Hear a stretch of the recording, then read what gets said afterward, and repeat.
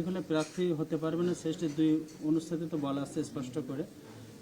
সেইখানে বলা হয়েছে যে উনি লন্ডনের নাগরিকত্ব রাখতে চাচ্ছেন এবং বাংলাদেশের দুটো সুবিধা নিতে, যার প্রেক্ষিতে তাকে অবৈধ ঘোষণা করে। এই বিষয়ে কি আপনার না, এই বিষয়ে আমি এটা তিনি সঠিক তথ্য দেন নাই।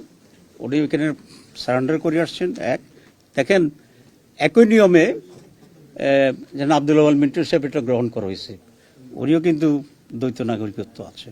মোফাজ্জল হোসেন কায়কোবাদ, ওনারও নাগরিকত্ব আছে। আমি ওনাকে একটা কাগজও দিয়ে আসছি, উনি তুরস্কেরও নাগরিক সেখানে আছেন। এখানে একটা স্ট্যান্ডার্ড তো হইতে হবে, এটি হচ্ছে আমার কথা। যাদেরকে অ্যাকসেপ্ট করা হয়েছে তাহলে কিসের ভিত্তিতে, যাদেরকে রিজেক্ট করা হয়েছে কিসের ভিত্তিতে। তো আইন এখানে খুব স্পষ্ট, এখানে বৈষম্যটার কথা বলছি। এবং বৈষম্যটা হচ্ছে এই জন্য যে ওই সমস্ত জায়গার ডিসিদের মানসিকতার কারণে, যারা একটা পলিটিক্যাল পার্টিকে বিলং করে এবং কাউকে পছন্দ করতে চায় না, তারা চেষ্টা করছে এটা করার জন্য। আপনারা খুব প্রসিদ্ধ এই কথাটা জানেন যে একটা গ্লাসের যদি অর্ধেক পানি থাকে আর অর্ধেক খালি থাকে, আপনি এটা দুইভাবেই নিতে পারেন।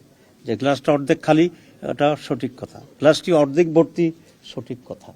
এখন কোনটাকে আপনি নেবেন এটা নির্ভর করে আপনার মানসিকের উপরে। আপনি কি নেগেটিভ অ্যাটিটিউডের মানুষ না আপনার পজিটিভ অ্যাটিটিউডের মানুষ।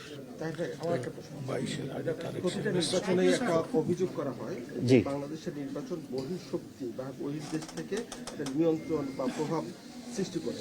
আগামী নির্বাচনে প্রভাব আপনারা দেখছেন কিনা, এবং সম্প্রতি আপনারা ভারতের সাথে একটা বৈঠক করেছেন বলে শোনা যায়, এই বিষয়ে আপনার বক্তব্য? জি, প্রথম কথা হচ্ছে আমাদের দেশে তো বা এই ধরনের দেশে তো বাইরের একটা ইনভলভমেন্টের চেষ্টা সবসময় হয়ে থাকে এবং সেটা কোনো খুব ভিজিবল হয় না।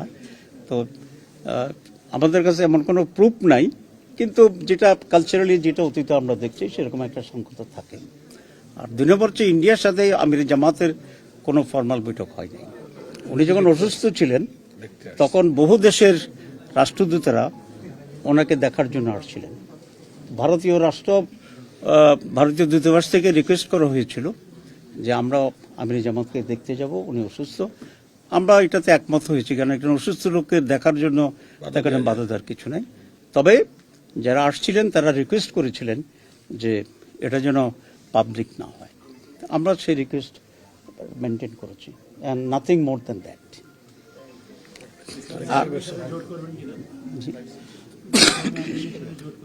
জি, আমরা তো সকলেই এখনো সমঝোতার ভিতরে আছি, আমরা আলোচনা করছি।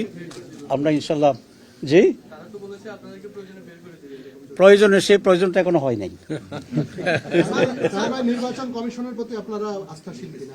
আমরা এখনো আস্থা রাখতে চাচ্ছি, যেহেতু আমরা নির্বাচন প্রসেসে আছি। আমরা কথা বলেছি যে আরপিও যারা ভায়োলেট করবে, যেমন কোনো নেতৃবৃন্দের সফরের নিউজ আমরা পাচ্ছি, তো সেখানে 19-21 তারিখের আগে তো ওইভাবে রাজনৈতিক সফর বা নিজের মার্কা নিয়ে সফর করার কোনো সুযোগ নাই। আমরা সব ব্যাপারেও দৃষ্টি আকর্ষণ করেছি। আমরা দেখি ইলেকশন কমিশন কি করে বা ওনারা বা কি করে। Let us see. ধন্যবাদ। আমরা আসরের নামাজ পড়ব।